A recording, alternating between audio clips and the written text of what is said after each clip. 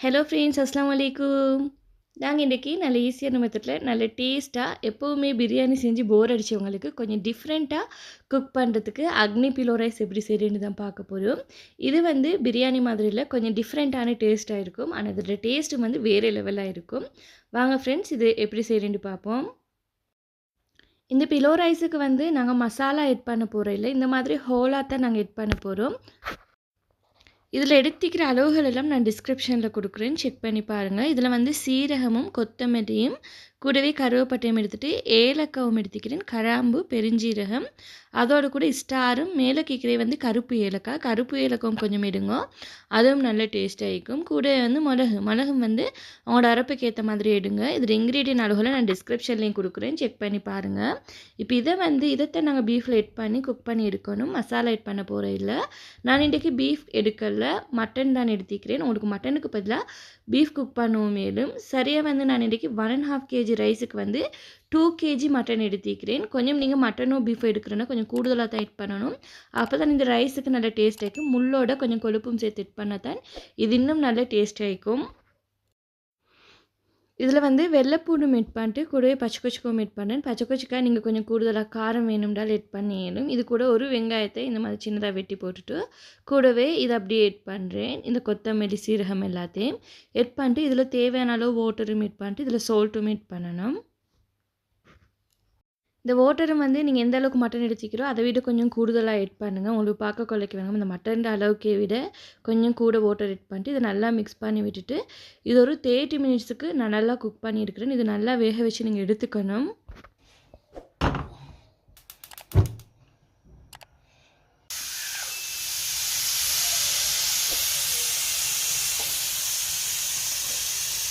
Mutton நல்லா குக்காக கொள்ளக்கே இங்கால வந்து ரைஸை வேறு எடுத்து வச்சுக்கிறேன். இது சரியாக 1.5 kg ரைஸ் எடுத்துக்கிறேன். இப்போ இதை நாங்கள் நல்லா வாஷ் பண்ணிவிட்டு இது ஒரு 30 மினிட்ஸ்க்கு ஊற வைக்கணும். நான் இது பாஸ்மதி ரைஸ் தான் எடுத்துக்கிறேன் இன்றைக்கி.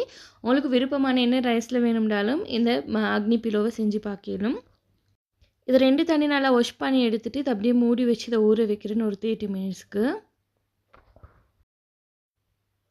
இங்கால மட்டனும் நல்லா குக்காகி வந்திருக்குது. இப்போ ஒரு 30 மினிட்ஸ் ஆகிட்டுது. நீங்கள் செக் பண்ணி பாருங்கள். 30 மினிட்ஸ் ஆகியும் இது குக் பண்ணலை. இதில் இருக்கிற வாட்டர்லாம் பார்த்திருந்தனால இதில் மறுபடியும் கொஞ்சம் வாட்டர் எட் பண்ணிவிட்டு இது நல்லா குக் ஆகிறதுக்கு வேக வச்சு எடுத்துக்கோங்க. எனக்கு இது 30 மினிட்ஸ்லேயே நல்லா வெந்து வந்துட்டுது. இப்போ இதில் இருக்கிற இந்த மட்டன் எல்லாம் நாங்கள் வேறையாக எடுக்கணும். வேறையாக எடுத்துகிட்டு இந்த வாட்டரை வேறையாக வடித்து எடுக்கணும். இந்த வாட்டரில் தான் நாங்கள் ரைஸை குக் பண்ணணும். அப்போ தான் வந்து இந்த அக்னி பிலோ இன்னும் நல்ல டேஸ்ட்டாக இருக்கும். நீங்கள் இன்றைய தான் என்னோடய வீடியோ ஃபஸ்ட் டைம் பார்க்குறேன்றால் இது வரைக்கும் நீங்கள் சப்ஸ்கிரைப் பண்ணாமல் இருந்தேன்றால் கண்டிப்பாக வந்து நீங்கள் சப்ஸ்கிரைப் பண்ணிவிட்டு சைடு இருக்கிற பெல் ஐக்கனை ப்ரெஸ் பண்ணிவிடுங்க. அப்போ தான் நான் ஷேர் பண்ணுற எல்லா வீடியோ நோட்டிஃபிகேஷன் உங்களுக்கு ஃபஸ்ட்டில் வந்து காட்டும்.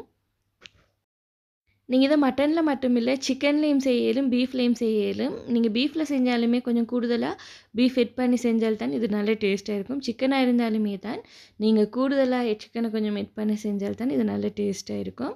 இன்ஷால்லா நான் கண்டிப்பாக சிக்கனில் எப்படி அக்னி பிலோ செய்கிறேன் அப்படின்ற ரெசிபியும் நான் கட்டாயம் உங்களுக்கு ஷேர் பண்ணுறேன். பாருங்கள், எல்லா பீஃபையும் வேறையாக எடுத்ததுக்கப்புறமா வந்து இந்த கிரேவியை வந்து நாங்கள் வடித்து எடுக்கணும். வடிச்சிட்டு இதை ரைஸில் எட் பண்ணி குக் பண்ணணும். இதெல்லாம் வந்து எங்களுக்கு ரைஸில் எட் பண்ணி குக் பண்ணுறதுக்கு போதா. இதில் இன்னும் கொஞ்சம் வாட்டரும் நாங்கள் மிக்ஸ் பண்ணிவிட்டு தான் குக் பண்ணி எடுக்கணும். பாருங்கள், இப்போ நான் வடித்து எடுக்கிறேன்.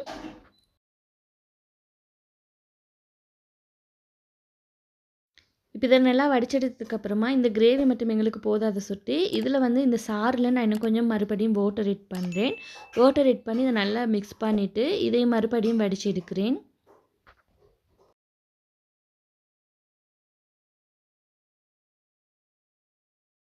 இதை வடித்து எடுத்தாச்சு. இங்கால மட்டனையும் வேறு எடுத்து வச்சுக்கிறேன். இங்கால வந்து ரைஸ் குக் பண்ணுறதுக்கு நான் வேறையாக தாளிச்சிட்டு தான் ரைஸ் எட் பண்ணணும். அதுக்கு இதில் ஆயில் எட் பண்ணேன். ஆயில் சரியாக 3/4 கப் எட் பண்ணேன். இது 200 கிராம் இருக்கும். பட்டர் வந்து 100 கிராம் எட் பண்ணேன். சரியாக 300 கிராம் வரதுக்கு பட்டரும் ஆயிலும் எட் பண்ணினால் ஓகே. இப்போ இதில் வெங்காயமும் எட் பண்ணேன். வெங்காயம் வந்து சரியாக 400 கிராம் எட் பண்ணிவிட்டு இது நல்லா வதக்கி விட்டுன்னு இது வெங்காயம் கொஞ்சம் நல்லா ப்ரௌன் கலருக்கு வதங்கி வரணும். பாருங்கள், இந்த மாதிரி கொஞ்சம் லைட்டாக ப்ரௌன் கலர் வதங்கி வந்ததுக்கப்புறமா இதில் கொஞ்சமாக வெங்காயத்தை நான் வேறு எடுத்து வைக்கிறேன், ரைஸுக்கு மேலே எட் பண்ணுறதுக்காக வேண்டி. இதில் நான் ஏலக்காவும் கருவேப்பட்டையும் ஸ்டாரும் எட் பண்ணுறேன். கருப்பு ஏலக்காவும் இதில் எட் பண்ணிட்டு வதக்கி விடுறேன். இதில் அளவுகளெல்லாம் நான் டிஸ்கிரிப்ஷன்லையும் கொடுக்குறேன். 2 tablespoon ginger garlic paste add பண்ணிட்டு இதையும் வதக்கி விடுறேன். ஜிஞ்சர் கார்லிக் பேஸ்ட்டை பச்சை வாசம் போனதுக்கப்புறமா தக்காளிக்காய் வந்து 200 கிராம் ஆட் பண்ணிட்டு இதையும் கொஞ்சம் நல்லா வதக்கி விடுறேன். இந்த தக்காளிக்காய் கொஞ்சம் லைட்டாக மசிஞ்சு வதங்கி வரணும். இதில் பச்சை கொச்சுக்கு வந்து இந்த மாதிரி நீட்டமாக கட் பண்ணிட்டு தான் ஆட் பண்ணுறேன். இதில் சரியாக 10 பச்சை கொச்சை ஆட் பண்ணிவிட்டு வதக்கி விட்டு நீங்கள் உங்களோட உரப்புக்கு ஏற்ற மாதிரி பச்சை கொச்சுக்கு கூடுதலாக ஆட் பண்ணணும்னா ஆட் பண்ண மேலும் அப்படி இல்லாட்டி குறைவா ஆட் பண்ண மேலும். இது கூட வந்து தயிர் ஆட் பண்ணுறேன். தயிர் வந்து 3/4 கப் ஆட் பண்ணேன். சரியாக 150 கிராம் அளவுக்கு ஆட் பண்ணிட்டு இப்போ இதையும் வதக்கி விடுறேன்.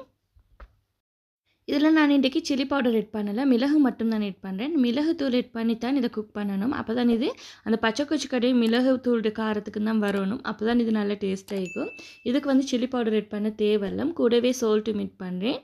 ஆட் பண்ணிட்டு ஏற்கனவே குக் பண்ணி வச்சுருந்தேன் இந்த மட்டனையும் இதில் ஆட் பண்ணி மிக்ஸ் பண்ணி விடுறேன். இதில் 200 கிராம் கறி கொச்சிக்கோ ஆட் பண்ணிட்டு நல்லா மிக்ஸ் பண்ணி விட்டு உங்களுக்கு கறி கொச்சிக்கு பதிலாக பெல் பெப்பர் ஆட் பண்ண மேலும் நீங்கள் பெல் பெப்பர் ஆட் பண்ணுறேன்டாலுமே 200 கிராம் அளவுக்கு ஆட் பண்ணுங்கள். கட்டாயம் நீங்கள் கறி கொச்சிக்கோ இல்லாட்டி பெல் பெப்பர் இந்த ரைஸில் ஆட் பண்ணி குக் பண்ணுங்கள். அப்போ தான் அதோட ஃப்ளேவரும் இறங்கி வரக்குள்ள இந்த ரைஸ் இன்னும் நல்ல டேஸ்ட்டாக இருக்கும். இந்த ரைஸையும் வந்து நான் இதில் ஆட் பண்ணுறேன். இந்த ரைஸ் நல்லா 30 மினிட்ஸ் ஊறி வந்திக்குது. அதுக்கப்புறமா தான் இதை ஆட் பண்ணுறேன்.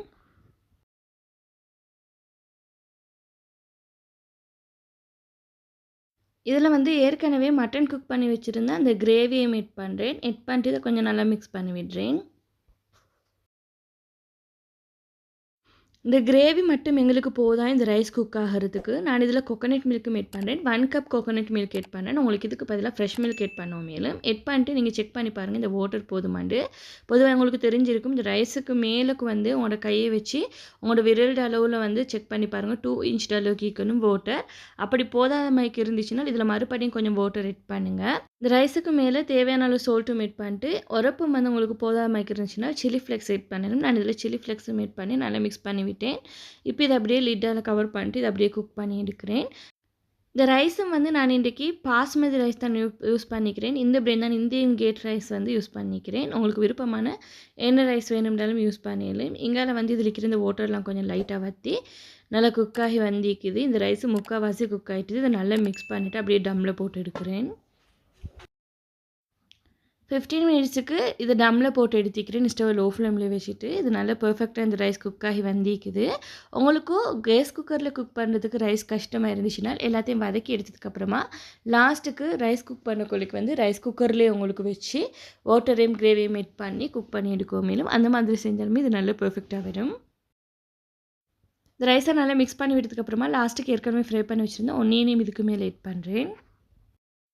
இவ்வளோ தான் ஃப்ரெண்ட்ஸ் இந்த ரெசிபி நீங்களும் ட்ரை பண்ணி பாருங்கள். ட்ரை பண்ணி பார்த்துட்டு எப்படி வந்தேன்னு கமெண்ட்டில் சொல்லுங்கள். இந்த ரெசிபி உங்களுக்கு பிடிச்சிருந்தால் ப்ளீஸ் ஃப்ரெண்ட்ஸ் லைக் பண்ணுங்கள், ஷேர் பண்ணுங்கள், கமெண்ட் பண்ணுங்கள். மறக்காமல் சப்ஸ்கிரைப் பண்ணிட்டு சைடில் இருக்கிற பெல் ஐக்கானை ப்ரெஸ் பண்ணிவிடுங்க. தேங்க்ஸ் ஃபார் வாட்சிங்.